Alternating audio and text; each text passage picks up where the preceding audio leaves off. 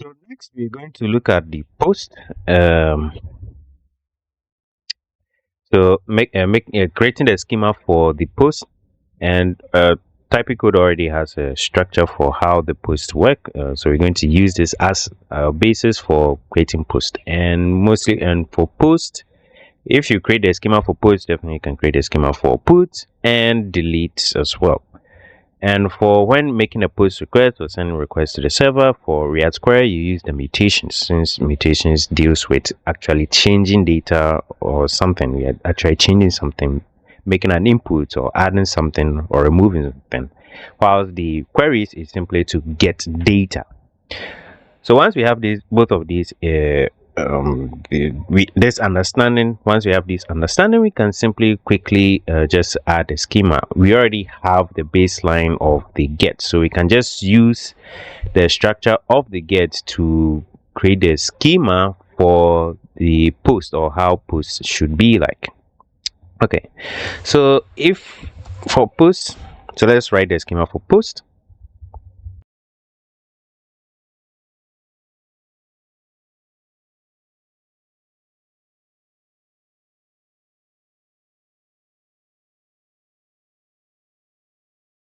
Okay, so we have our schema for the post. As you can see, it is very similar to what we already have for the get. Let me get rid of this. We already have for the get, but with the exception that for get, there was no second parameter passed to the function to the call function or something like that. But for post, you actually are sending something to the server. Therefore, we have to define a schema for that. And in this case, that's why you have the post input right there. That's why you have the post. So that's why I have the post input. Okay. So with this, we can just so we can see that here we are making this input as a type. You can actually use type here. Doesn't really matter. You can just use type. But to make things more understandable, we're just going to use input in this case. So just input, then the name of the type or something like that. Then we have your body of the type. So we're going to quickly translate the input, which is pretty simple. It's just the same as what we have for the type here. So we're just going to add input over here, and it's just going to create the type for us. Let's do that.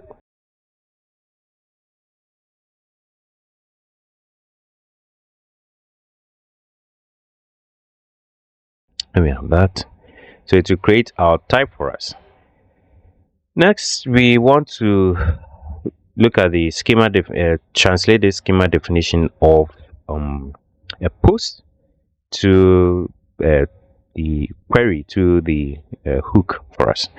So we want to define post as also a keyword. So we're just going to bring in post here. And if it's a post, we want to do something exactly like what we have over here.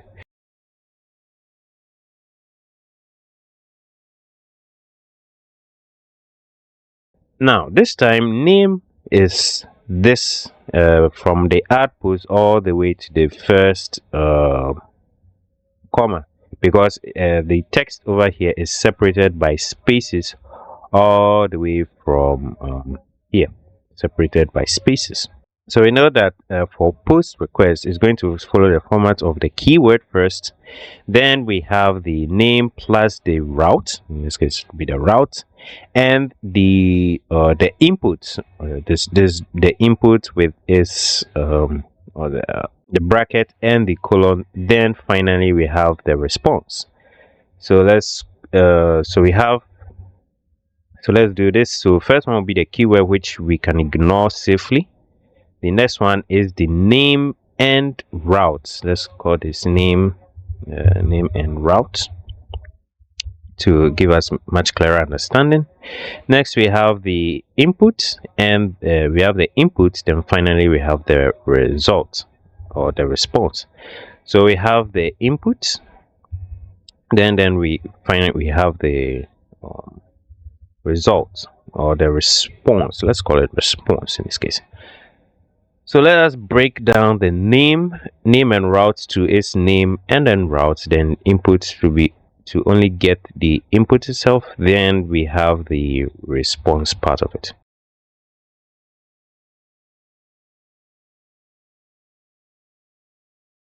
We In this particular case, route will contain this. Oops, wait, still. Route will contain the the route itself, this one, as well as the comma over here. But so we want to sanitize the route.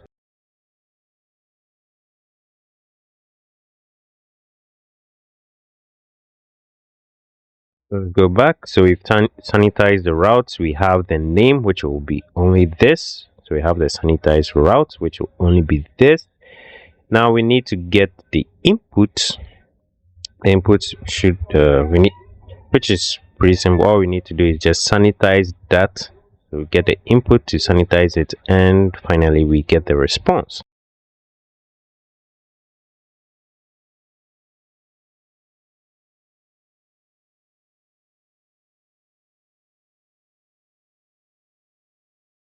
So we've sanitized the input, sanitized the route, and the name. Now we need to get the response. So we need to just translate a bool into a match to a response for us.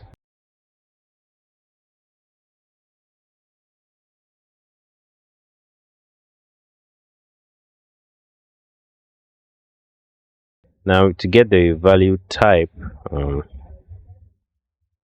over here we need this primitive structure to as well, and passing the value type here. So let us send in this value, the primitive. Let's copy all that we have here.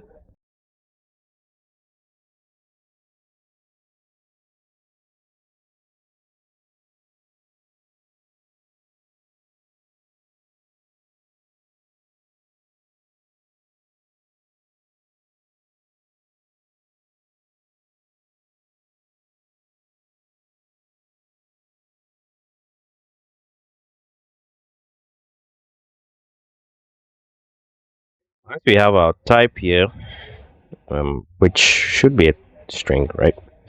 So what we are doing here is we have our type. Now we can do this check here. This check is already when it detects that is an array, as in this particular structure, it just sends in the. We don't need to even do this. We just need to do this right here. The sanitized value plus this, which should return, let's say, if you have something like user, it will come user like this. Good. If that is not the case, we are going to send in the sanitized value. So this one will be at bool, will be to a boolean.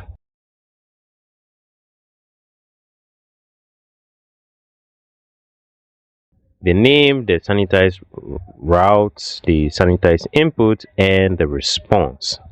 So if you take a look at how the fetch request is made, it's pretty similar to what we already have here. So we're just going to repeat all this, bring that here, and we are going to make some changes. Let's bring the URL. So URL, we have the base URL, we have the sanitized text, but we don't need this anymore, so we just need the sanitized routes.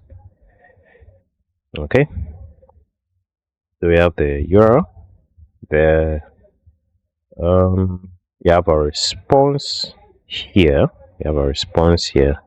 now we need to make the adjustments here. So we have our URL, base URL, then we need to grab this whole part here. Sorry, that's part of it, to make a post request. There we go. So this will be a post request json.stringify, and this one will be the inputs that we have here. We have our content type. Now we need to specify the variables. variables. This should not be a query function. This should be use mutation. If we take a look at the mutation, we have use mutation. We pass in the mutation function. It doesn't need a query keyword, so we pass in the mutation function. We have a mutation function. We need to pass in the variables right here. Let's pass in the variables, which will be in this case the sanitized input. The variables will be the sanitized input. We pass in our URL. Let's get rid of this one. Passing our URL, the method will be post and is going to send in the variables to the body. Then the headers will be the content type, and if we check if the response was okay, if the response is okay, then return the JSON the JSON response of it. So if you check the post request, it uses the JSON, and this should be the output actually. I made it Boolean. It doesn't matter. We can just change the output to this structure where we have the ID, the title, body, and user ID. But that's not a big problem. We can fix that. All we just want to do is check if our mutation actually works. So let's return that as well. Okay. Oh, we have our name here. So we need to get the name. So instead of this, we grab this. So use, and we have that. So let us run our script. So if you check our generated script, it's looking for the mutation, which it can't find. So we need to import that from use mutation. Oops. We run that again. We check our generated file, and we can see our mutation comes in for us.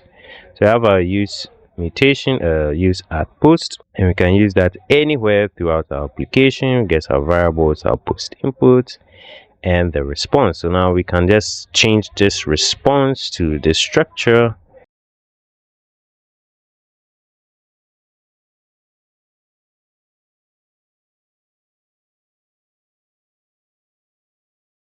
We can just replace all this. We do that, check, we can see that the promise is added user.